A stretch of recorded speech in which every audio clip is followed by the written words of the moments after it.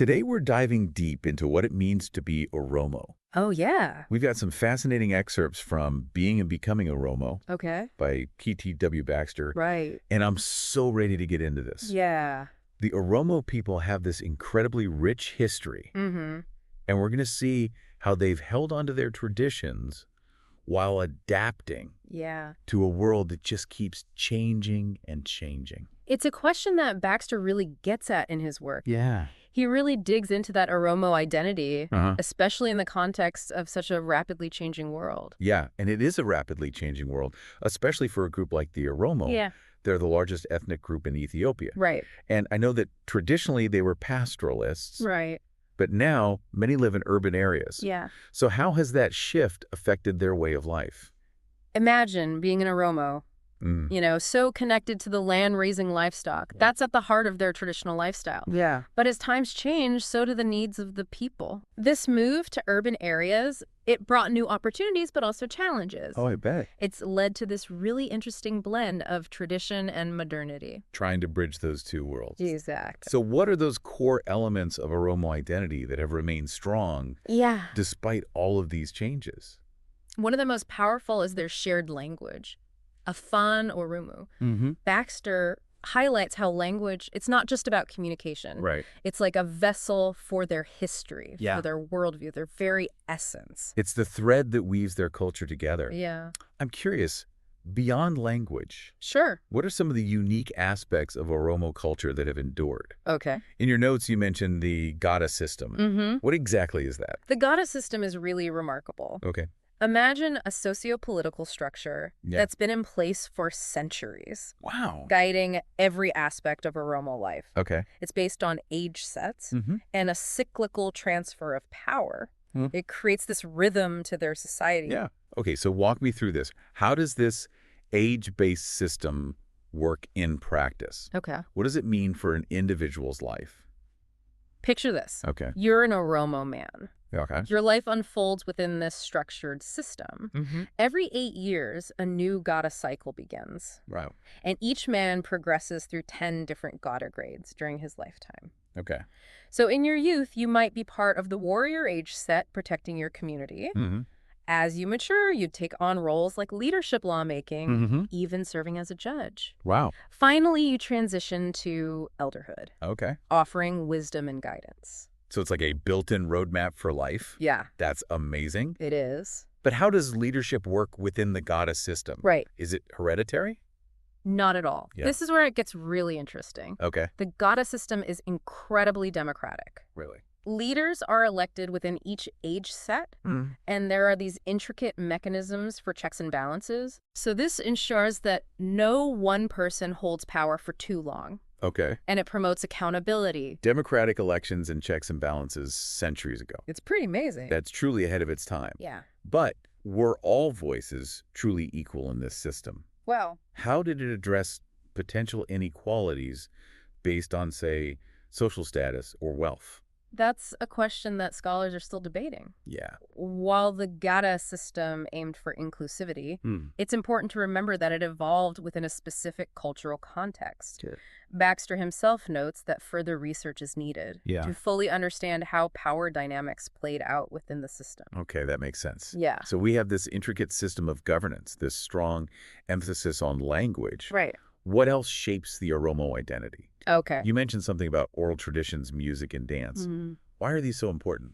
Imagine a culture where history, values, and beliefs are woven into songs and poems, Wow. passed down through generations. That's a beautiful. For the Oromo, oral traditions are a living archive, Yeah. keeping their heritage alive and vibrant. That's like each song carries a piece of their past. Yeah, Are there any specific examples from Baxter's book sure. that illustrate how these traditions work in practice? Let's see. What kind of themes do we see emerge? One of the most important themes is this concept of safu, Okay. which is a moral and ethical code that guides Oromo life. Uh-huh. It emphasizes respect for elders, Mm-hmm. justice, community responsibility, Yeah. and living in harmony with nature. Okay. And Baxter shares this fascinating example. Oh, really? He describes a traditional Oromo song Mm-hmm.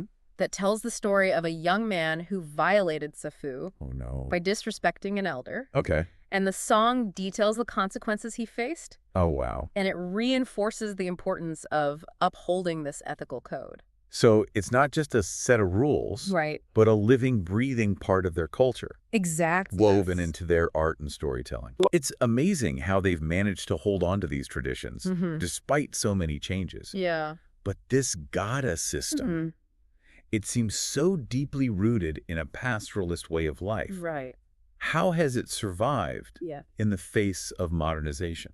That's what we'll delve into next. Okay. The Gada system might seem inherently tied to a specific way of life. Yeah.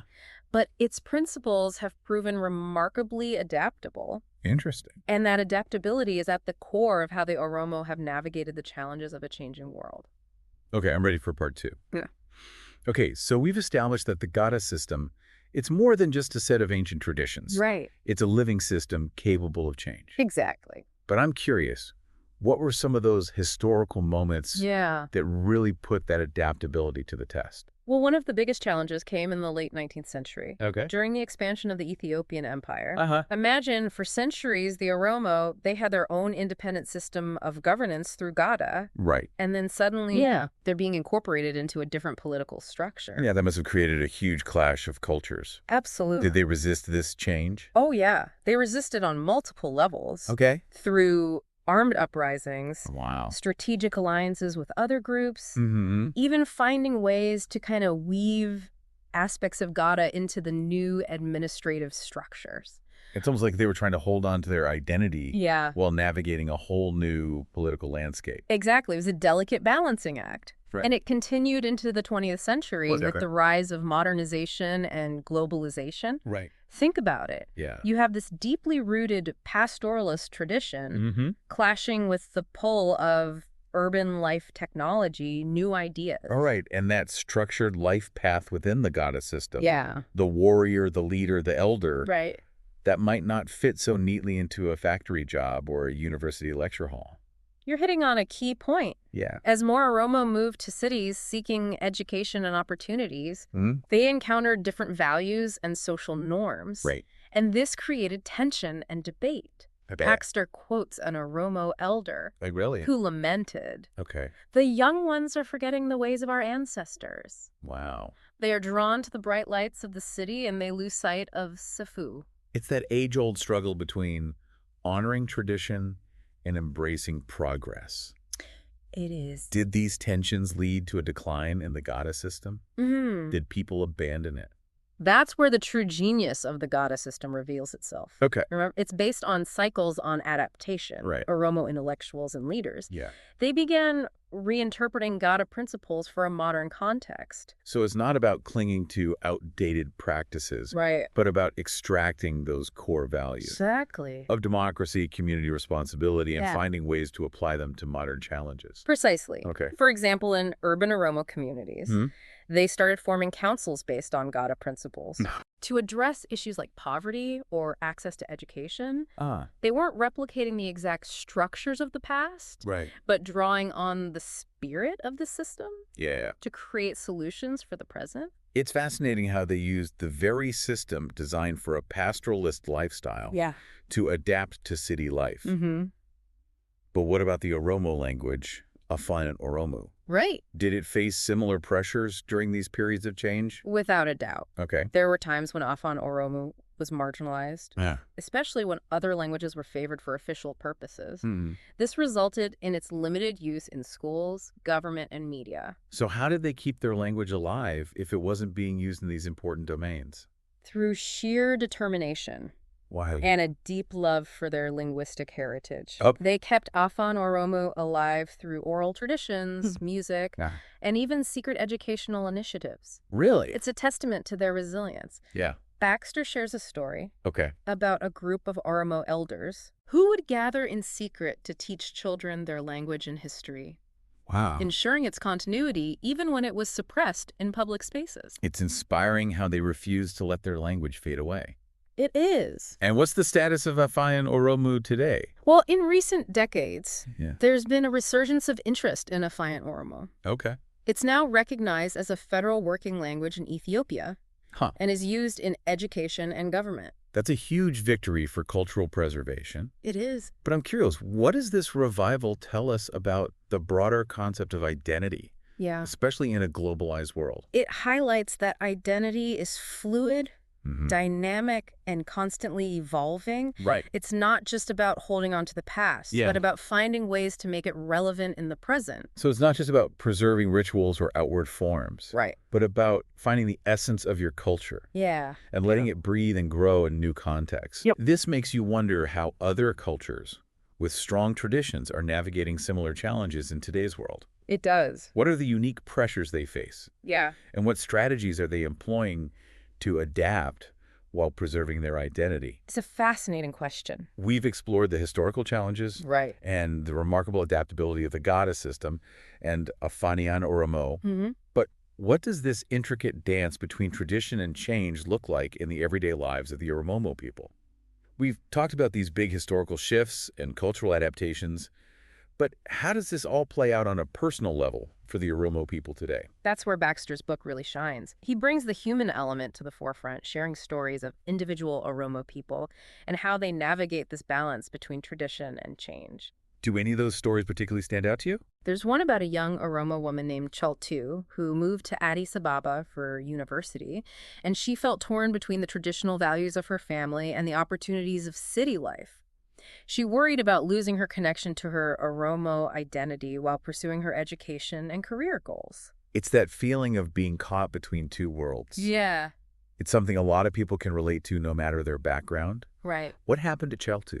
How did she reconcile these different parts of herself? Well, she found her own way to bridge that gap. Okay. She became active in Oromo cultural associations in the city. Oh, wow. She joined a traditional dance group and even started attending Oromo language classes. So she found a way to create a space for her Oromo identity within a new and different environment. Exactly. It's like she built a bridge back to her roots. Exactly. And that's a common thread in many of the stories Baxter shares. Okay. You see Oromo people finding creative ways to weave their traditions into the fabric of modern life. Right. Through music, through community gatherings, even through the ways they raise their children. This reminds me of something you mentioned earlier about how the Gada system itself has adapted. Right. Are there any examples of how its principles are being applied in new and innovative ways? Absolutely. Baxter talks about how some Oromo communities in urban areas are using Gada principles to organize community development projects. Oh, wow. They're using the traditional emphasis on consensus building and collective responsibility to address modern issues like access to healthcare or environmental sustainability. It's amazing how they're drawing on ancient wisdom to solve present-day problems. It is. It really challenges the idea that tradition and progress have to be at odds with each other. Yeah, it does. And this is what makes exploring the Oromo experience so fascinating. They're showing us that culture isn't static, it's dynamic. It's constantly evolving, finding new ways to express itself while still holding on to those core values that make it unique. It's like a river. Yeah. It keeps flowing, adapting to the landscape, but the water is still the same.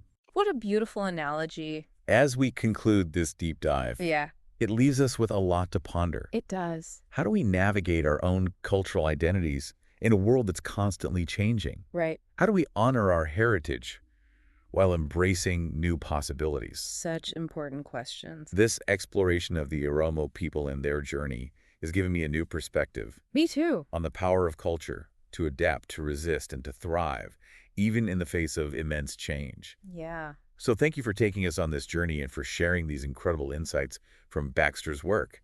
I have a feeling our listeners will be thinking about this deep dive for a long time to come. I think so too.